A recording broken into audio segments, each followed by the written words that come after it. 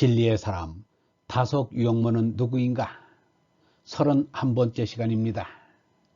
오늘은 민족정신의 메카 오산학교, 민족정신의 메카 오산학교라는 제목으로 말씀드리겠습니다. 이밀권의 방사원이던 이승훈이 일약 민족의 지도자가 될 수 있었던 것은 남강이 도산을 만났기 때문입니다. 남강이 민족정신의 메카랄 수 있는 오산학교를 낳기를 엄문이라면 도산 안창호는 남강의 마음속에 오산학교를 잉태시킨 아버지라 할 것입니다. 남강과 도산의 나라 사랑의 결정이 오산학교입니다. 일제하 35년 동안의 민족사를 쓰자면 오산학교를 빼놓고는 쓸 수가 없을 것입니다.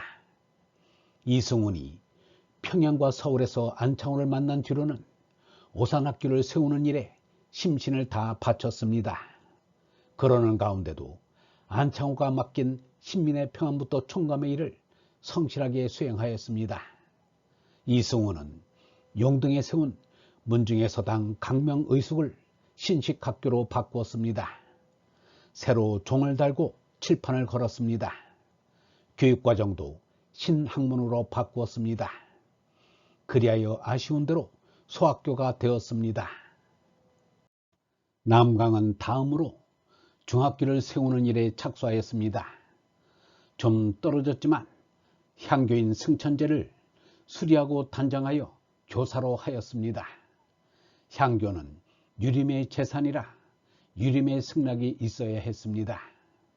상놈인 이승훈이 양반들을 움직이기 어려워 사업할 때 알게 된 평복 관찰사 박승봉을 앞세웠습니다.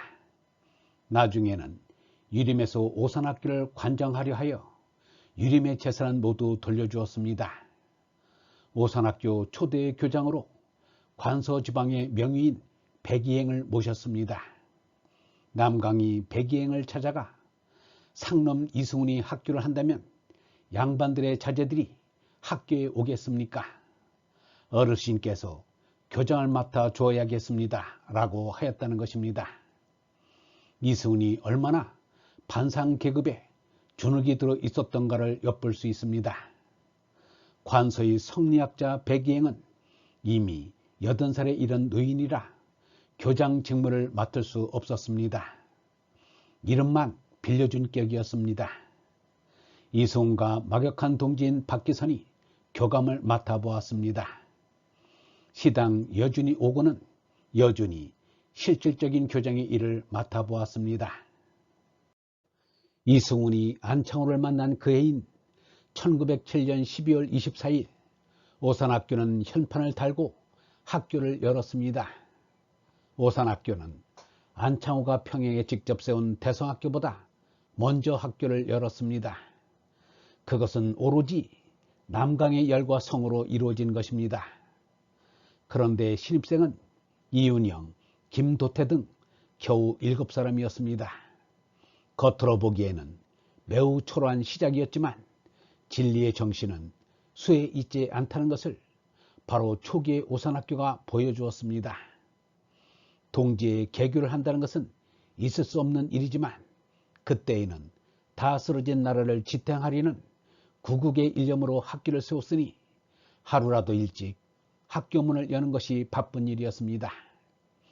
그리하여 오산학교는 평양에서 안창호가 직접 설립한 대상학교보다 햇수로는 한 해 먼저 문을 열었습니다.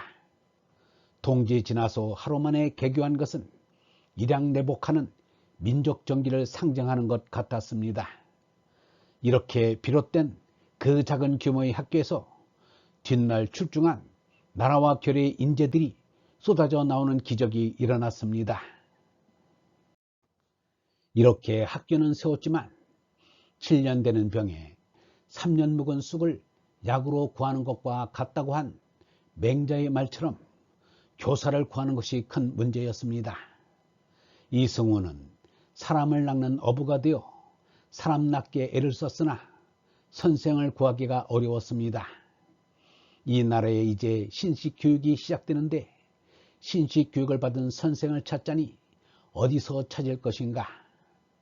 그때 일본에서 중학교를 졸업하고 고등학교 진학을 준비하다가 고향의 할아버지가 위독하다 하여 귀국한 춘원 이광수를 붙잡았습니다. 그때 춘원의 나이는 겨우 만 18살이었습니다. 춘원에게는 일본에서 공부를 하였다고 무조건 물리화학을 맡겼습니다. 춘원이 얼마나 수업이 고역스러웠겠는가. 춘원이 이승훈에게 불평을 하였을 것입니다. 이승훈은 과학교사를 구하려고 서울의 경신학교를 찾았습니다. 경신학교는 설립한 지가 몇 해 되고 서양 선교사들이 직접 가르쳤으니 그래도 괜찮은 과학선생을 구할 수 있으리라고 생각한 것입니다. 그때 경신학교 교장은 밀러였습니다. 그가 또한 과학을 담당하여 직접 가르치고 있었습니다. 밀러는 도산 안창호의 결혼식에 주례를 선 사람입니다. 밀러는 바로 유영모에게 과학을 가르쳤기 때문에 가장 우수한 성적을 받은 유영모를 잊을 리가 없었습니다. 밀러는 남강에게 유영모를 천거하였습니다. 이승훈은 유영모를 모셔가기로 하였습니다. 유영모에게 어떻게 남강 선생을 알게 되었느냐고 물으니 남강 선생께서 집으로 나를 찾아오셔서 만났지요 라고 말하였습니다. 남강 이승훈이 유영모를 찾은 것이 1910년 9월이었고 유영모는 10월 1일부터 오산학교 교단에 서게 되었습니다. 유영모의 천부적이고 과학적인 취미가 오산학교에 가는 계기를 만들어 주었습니다. 유영모에게 배운 함석헌도 말하기를 선생님의 두뇌는 천부적으로 대단히 과학적이다 라고 하였습니다. 그리하여 유영모의 다석사상은 대단히 신비적이지만 미신적인 데가 없이 허공처럼 투명합니다. 얼번 여러분, 나라를 되찾기 위해 그때 우리 민족에게 신식학교가 필요했듯이 우리가 진리를 찾기 위해서는 진리를 가르치는 학교와 진리의 스승이 필요합니다. 그러나 세상의 이치를 가르치는 학교는 많아도 진리를 가르치는 학교는 없습니다. 진리를 배우지 못하면 한민족 전체가 배부른 장님이 되어 어둠 속을 헤매고 말 것입니다. 서둘러 진리를 배우고 깨달아 민족의 등불이 되어 그들의 빛이 되고 세상을 밝히는 스승이 되기를 바랍니다. 영성신학원 다석아카데미의 하늘소리였습니다.